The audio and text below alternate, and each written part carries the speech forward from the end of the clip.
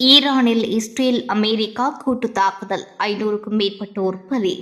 மத்திய கிழக்கில் போர் பதற்றம் உலகுக்கு அச்சத்தை ஏற்படுத்தியுள்ள நிலையில் ஈரானில் உயிரிழந்தவர்களின் எண்ணிக்கை 555ஆக அதிகரித்துள்ளதாக ஈரான் ஊடக அமைப்பு குறிப்பிட்டுள்ளது. மேலும் 800க்கும் மேற்பட்டோர் படுகாயமடைந்திருப்பதால் ஈரானில் உள்ள மருத்துவமனைகள் நிரம்பி வழிவதாகவும் தகவல்கள் வெளியாகியுள்ளது. அமெரிக்கா மற்றும் இஸ்ரேலின் கூட்டு தாக்குதலில் ஈரான் உச்ச தலைவர் அயதுல்லா அலி கமேனி கொல்லப்பட்டதை அடுத்து பதிலடி கொடுக்கும் நோக்கில் ஈரான் ராணுவம் குவைத், சவுதி அரேபியா, கத்தார் உள்ளிட்ட வளைகுடா நாடுகளில் உள்ள அமெரிக்க ராணுவ தளங்களை தாக்கி வருகின்றது. அதே சமயம் இஸ்ரேல் மற்றும் அமெரிக்க கூட்டுப்படைகள் ஈரானையும் தாக்கி வருகின்றன. மாறி மாறி நடத்தப்படும் தாக்குதல் காரணமாக பொதுமக்கள் அதிகமாக கொல்லப்பட்டு வரும் சூழல் உருவாகியுள்ளது.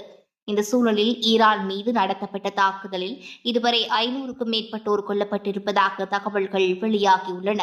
அமெரிக்கா மற்றும் இஸ்ரேல் படைகள் இணைந்து நடத்தி வரும் வான்வெளி தாக்குதலால் ஈரானில் உயிரிழந்தவர்களின் எண்ணிக்கை 555ஆக உயர்வடைந்துள்ளதாக ஈரான் தெரிவித்துள்ளது.